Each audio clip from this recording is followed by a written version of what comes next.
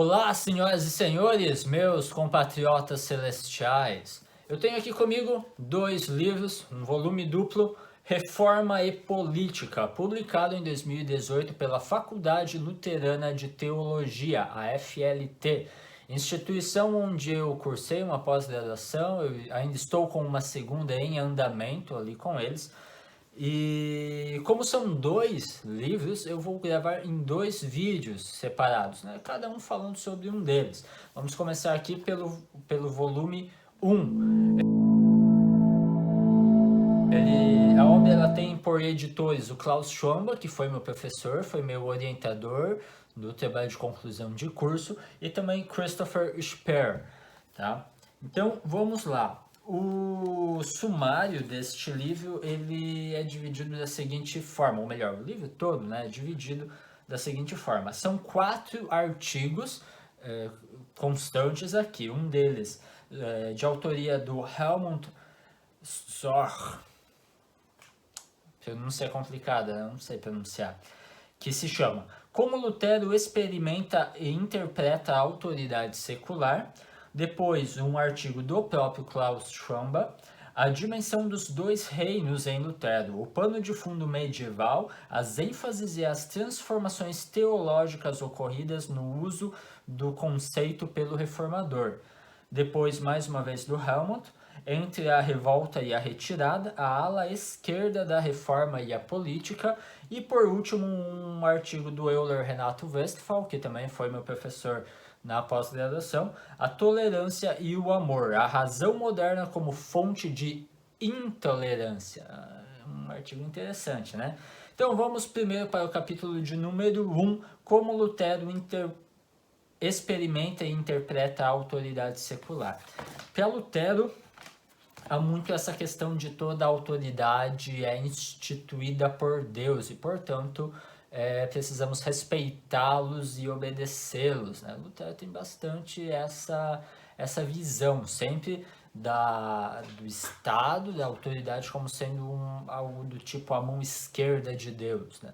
Temos a igreja sendo a mão direita de Deus, aquilo que faz as pessoas serem boas em si mesmas, né? Uma mudança de dentro para fora, a partir da transformação do Espírito Santo, da comunhão com os santos, etc., os sacramentos, e o Estado enquanto mão esquerda de Deus, que faria então com que as pessoas fossem boas, ao menos externamente, né? Ao menos vai conter o mal das pessoas. Aí o autor aqui, o Helmut, ele menciona também na página 21 a possibilidade da resistência ao Estado, que Lutero tem muito disso da não resistência, né? De você obedecer à autoridade porque ela é instituída por Deus, então quem desrespeita ou quem desobedece, quem luta contra a autoridade estaria lutando contra o próprio Deus. Mas há certos limites para isso. E lá na página 21 nós encontramos o seguinte: Lutero marca os limites para o príncipe eleitor e para si mesmo. Onde se trata do evangelho, o governo perde o seu direito, mas também está isento de qualquer obrigação de protegê-lo. Então, há essa distinção de igreja e Estado, não no sentido moderno, né, pós-iluminista, mas há aqui assim um germe dessa ideia de divisão das coisas, né? Página 24, ainda sobre os limites. Mas, aqui uma citação do próprio Lutero, né? Mas se eles, os senhores seculares, quiserem intervir no regimento espiritual e aprisionar a consciência no qual somente Deus deve ocupar e governar, não se deve obedecê-los e estar dispostos a morrer por isso. Isto é, aceitar a morte como consequência. Leis humanas e o registro secular, o regimento secular, se estendem exclusivamente para coisas exteriores e físicas. É importante ressaltar aqui que Lutero, quando fala que em resistência e não obedecer, é sempre algo passivo. Então, não é você se revoltar ativamente contra o Estado, e sim você deixar de obedecer mandamentos que você entende irem contrários à fé cristã. Página 25 fica claro essa questão da resistência passiva. Mais uma citação do próprio Lutero. Não se deve resistir à quebra do direito, mas tolerá-lo. Não se pode, contudo, com os pés ou com as mãos concordar ou apoiá-la, submeter-se a ela ou obedecê-la. Também ele fala sobre a questão da perseguição aos hereges, como isso não competiria ao Estado, daí. A partir do caráter secular da autoridade, fica claro para Lutero o direito penal secular de hereges seria uma contradição em si. Um falso ensino não se pode esmagar com uma espada, nem queimar com fogo, e muito menos afogar com água, mas matar apenas com as armas da palavra, isto é, por meio do regimento espiritual. Então, para Lutero, essa coisa de o Estado tomar para si a obrigação de combater as heresias seria descartada. Não compete ao Estado a perseguição aos hereges, né, e coisas do tipo. Vamos para o capítulo de número 2, a distinção dos reinos em Lutero. Página 37, este é de autoria do Klaus Schwambach.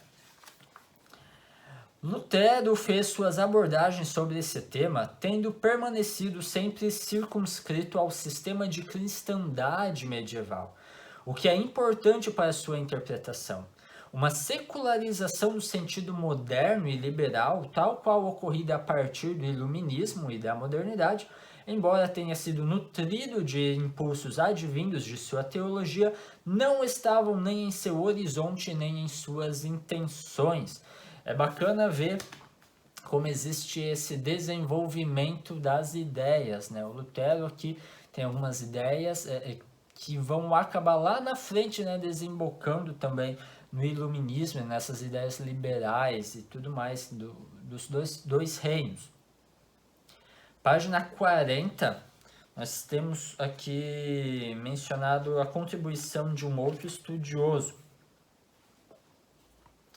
Volker Mantel, alguma coisa nesse sentido. Ele vai falar então sobre Agostinho de Hipona, como a teologia de Lutero dos dois reinos já é uma ideia que descende da ideia da cidade de Deus e cidade dos homens lá de Agostinho de Hipona, no período patrístico. E aí o Klaus Schwambach ele vai explicar sobre a existência de curialistas e anticurialistas, isso para a teologia ali partindo, né, de Agostinho e adentrando na teologia medieval, onde vai surgir então os curialistas e anticurialistas, onde os curialistas dizem que a igreja, o papa, né, o bispo de Roma, então ele tem direito sobre toda a autoridade, quer seja ela secular ou religiosa. E já os anticurialistas vão fazer essa distinção entre a autoridade secular e a autoridade religiosa. E aí cada qual seria teria sua esfera, por assim dizer, né, se eu posso usar os termos aí do Doiver e do Kuyper. Vai aparecer mais tarde de novo os anticurialistas e curialistas, eu explico melhor, eu falo mais sobre isso, tá? Página 42. O Mantel, então, concluiu que Lutero não criou a terminologia e a distinção das duas espadas, ou dos dois reinos ou regimentos, mas a encontrou na tradição eclesiástica e teológica, né? Ele não tira isso do ar, ele já parte de uma tradição católica que vinha sendo construída desde Agostinho, de Aquino e tudo mais. Teológica, e a foi modificando, transformando e desenvolvendo adiante, em diferentes constelações históricas. E no contexto de seus embates com diferentes posições teológicas existentes, a partir de sua compreensão reformatória das escrituras sagradas, em especial as passagens bíblicas que dizem respeito à obediência às autoridades. Vamos seguindo. Sobre a concepção agostiniana, então, e que adentra a Idade Média, página 43. A distinção agostiniana já não tratava mais da diferença entre a igreja cristã e o mundo pagão em seu sentido original, mas sim de diferença entre poder eclesiástico e poder secular dentro da cristandade, assim que foi interpretada essa ideia agostiniana da cidade de Deus e cidade dos homens a partir ali dentro, né, da Idade Média, segundo aqui o professor Klaus Schwamba. Página 45. O pensamento de Aquino, Tomás de Aquino, foi acolhido por um segmento de teólogos denominados curialistas ou papalistas, que defendiam aqui está um termo em latim, mas essa ideia de que a autoridade do Papa, então, ela abrange a autoridade secular, mesmo reis poderiam ser depostos sob mando do Papa. Ele dá aqui alguns exemplos desses teólogos curialistas, que seria Aegídio Romano, Henrique de Cremona, Jacó de Viberbo. Esses foram os principais articuladores dessa posição curialista.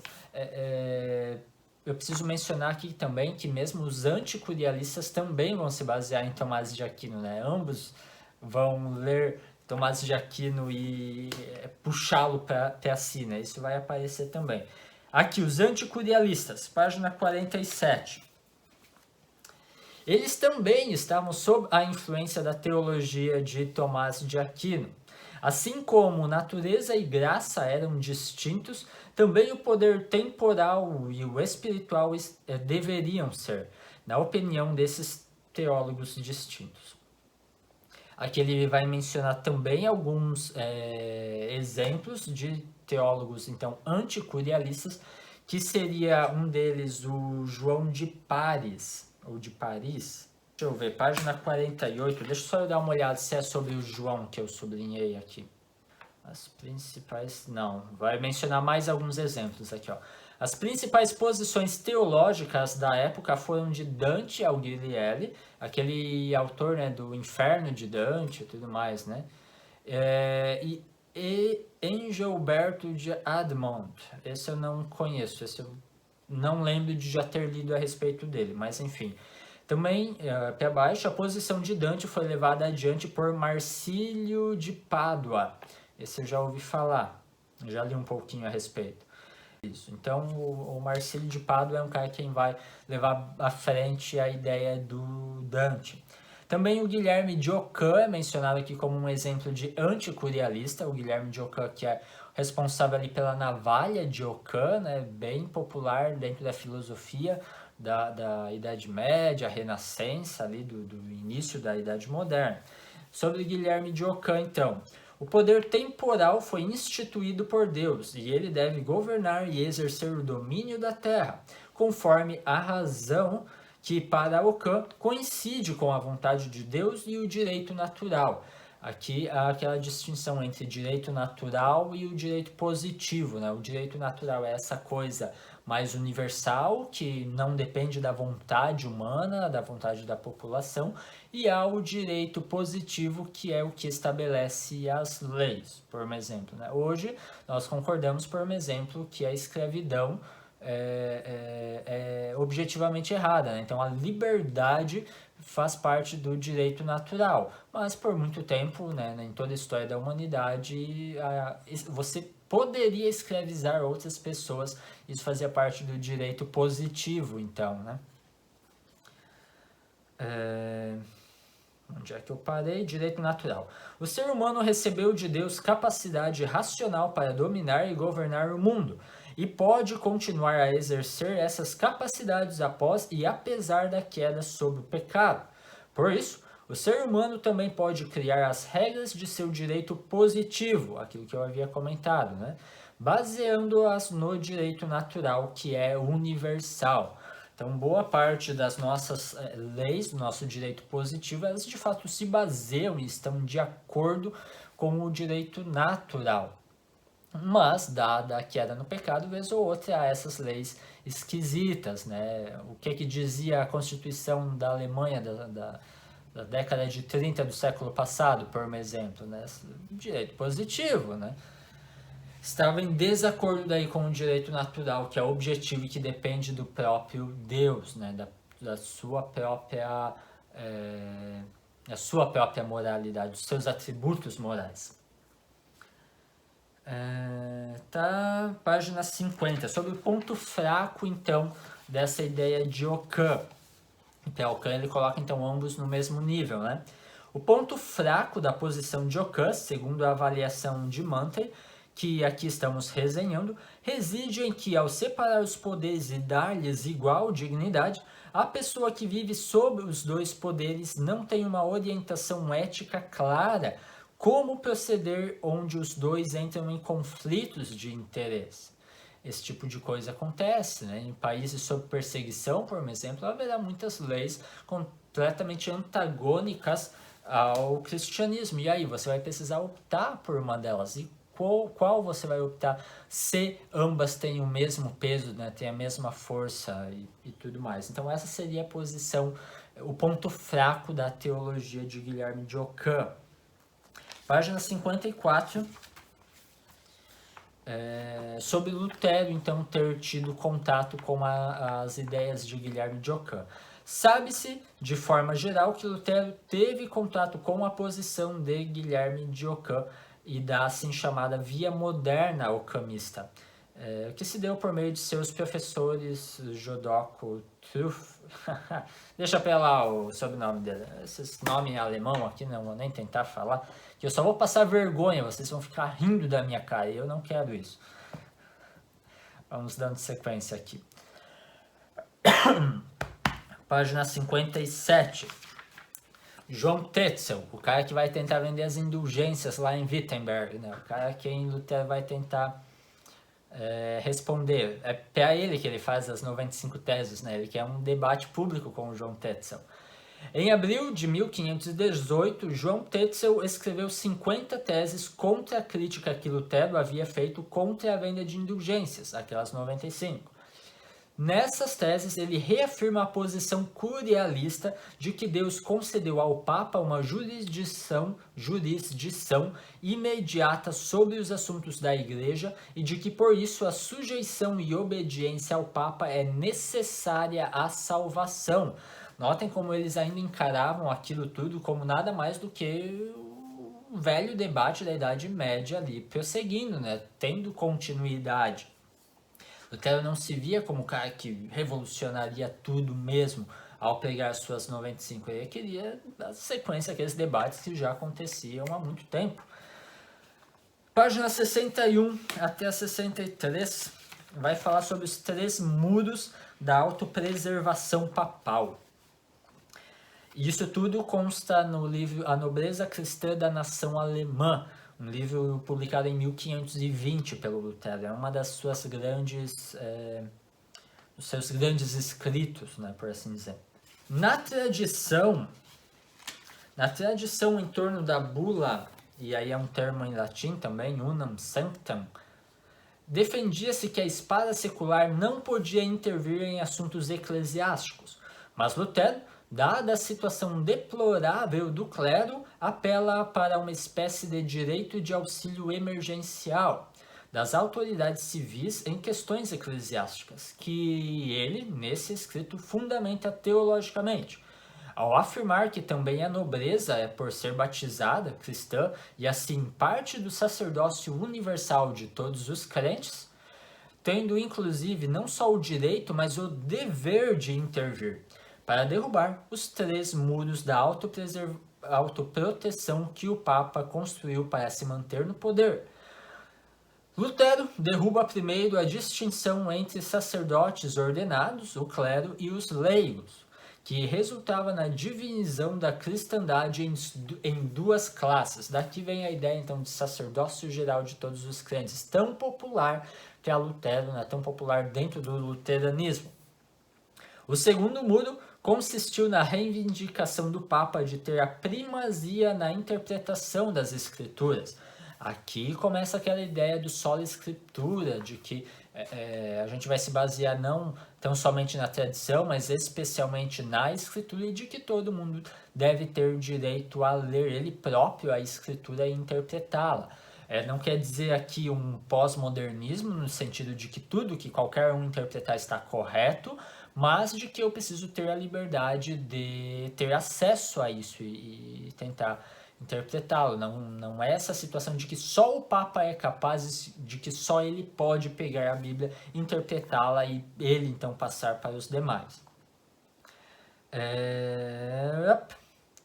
Somente... sim, o terceiro mundo, somente o Papa teria autoridade para invocar um concílio. Esse também é algo que acreditava-se. Aqui Lutero vai mencionar o fato de que o primeiro grande concílio, né, de Nicéia, lá em 325, foi convocado por Constantino, que é um imperador, e não o Papa. Depois disso, página 64, ele vai mencionar o livro de 1521 da autoridade secular e até que ponto se lhe deve obediência.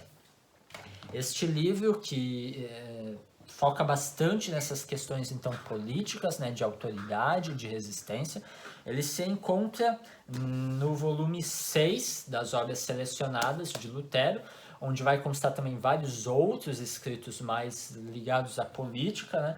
Fundamentação da ética política, governo, guerra dos camponeses, guerra contra os turcos, paz social. Tudo isso nesse volume 6. Mas se você não quiser algo tão grande assim, com tanto conteúdo assim, há uma versão publicada por outra editora, este daqui, com certeza muito mais em conta, que vai trazer esse escrito de Lutero e também o de Calvino. Deixa-me ver qual é o título do livro de Calvino. Então, sobre a autoridade secular, até que ponto se estende a obediência devida a ele, de Lutero, e Calvino sobre o governo civil. Então, duas obras aí de dois grandes reformadores, num volume muito menor do que o volume 6 das obras selecionadas de Martinho Lutero. Mas vamos falar sobre o livro então, né? Página 64. A autoridade secular e sua espada têm apenas poder limitado ao que são assuntos temporais ou terrenos, devendo atuar em favor da paz externa. Não por essas razões, o cristão possui tanto liberdade de consciência a partir de Cristo em questões ligadas à fé, mas também se sabe em sua consciência comprometidos ao próximo em amor em questões terrenas. É interessante ver, né? Em 1520 ele apela às autoridades seculares para dar um jeito em promover a reforma protestante, já que em 1521 a autoridade secular e sua espada diz respeito tão somente a assuntos externos, né? Percebe-se como há um desenvolvimento do pensamento de Lutero, né? Não é algo estático, parece que vez ou outra ele fala uma coisa e depois outra diferente, né? Uma dificuldade dos estudiosos de Lutero com isso, porque o Lutero não é muito sistemático nas suas ideias, ele vai depender muito do Melanchthon para fazer essa sistematização toda. Melanchthon, que é justamente o cara responsável pela primeira teologia sistemática protestante, que a editora Sinodal também já publicou. Tá? Estranho aqui, nas minhas anotações eu coloquei sobre 1523. Será que ele é de 1523, o da autoridade secular, então? Poxa vida. Então, pessoal, talvez eu esteja me equivocando, tá? Eu falei antes que era 1521, talvez seja 23. O livro apareceu em março de 1523, então eu não sei porque eu tinha posto 521 aqui antes. Ignorem essa parte, tá legal? Vamos dando sequência. Página 73. O motivo principal e imediato, no entanto, que levou Lutero a escrever da autoridade secular foi a proibição e a ordem de retirada de sua tradução da Bíblia, de seus escritos de circulação pelo Duque Jorge da Saxônia. Temos esse duque proibindo a circulação da Bíblia, que Lutero havia traduzido, e aí ele vai escrever então da autoridade secular, falando que se a autoridade exige que se entregue os livros e tudo mais, eles tentar legislar em assuntos de fé, então eles devem ser desobedecidos. Volto a mencionar aqui a questão da resistência passiva, né, simplesmente o deixar de obedecer, mas há também aqui um desenvolvimento do pensamento dele. Sim, lá embaixo.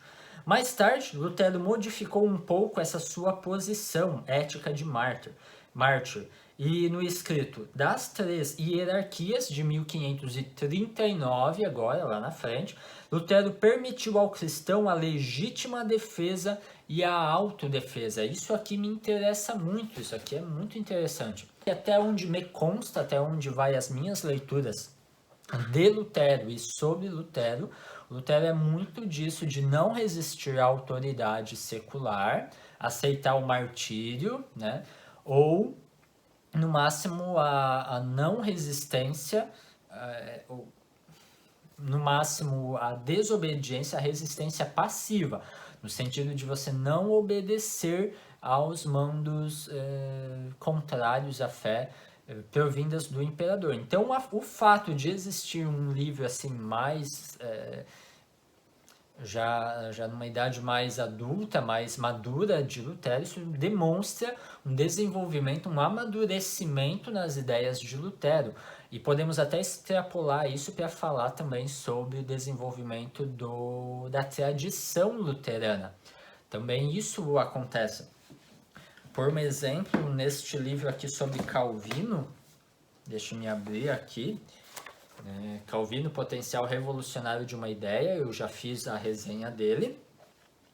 Ele menciona aqui uns panfletos de 1550 de autoria de Nikolaus von Amsdorff, que é um amigo pessoal de Lutero, uma liderança ali da Reforma Protestante em Wittenberg. Quando Catarina von Bora chega em Wittenberg, né, e está tendo alguma dificuldade para arrumar um casamento, ela diz que está disposta a se casar tanto com o próprio Martinho Lutero quanto com Nikolaus von Amsdorff.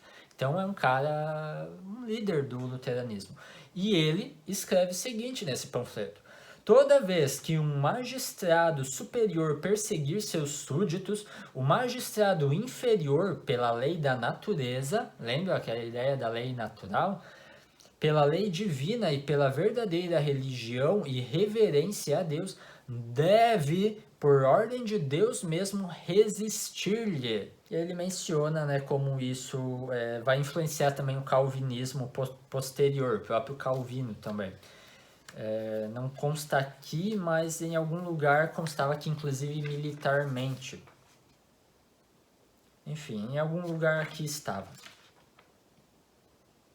Enfim, então isso demonstra assim, esse desenvolvimento da tradição luterana, do pensamento luterano. Infelizmente, eu não sei de nada, nem do Amsdorff, nem sobre Amsdorff publicado em português. Alemão, por hora, eu não sei. E em inglês eu vi que tem um livro lá, mas não tive acesso a ele ainda, não me aprofundei muito nas minhas pesquisas, né? Mas enfim, tá aí um assunto assim interessantíssimo para pesquisas posteriores, né? Um assunto que me interessa bastante. Pessoal, eu tô vendo que chegou a meia hora de vídeo, eu sei que isso se torna cansativo pra caramba, então eu acho que eu vou finalizar esse aqui por aqui, logo mais eu gravo uma segunda parte, então provavelmente acaba se expandindo aí para 4 vídeos ao invés de 2, né? 2 vídeos para cada livro, provavelmente vai ficar por aí, tá? Pessoal, falou, até o próximo.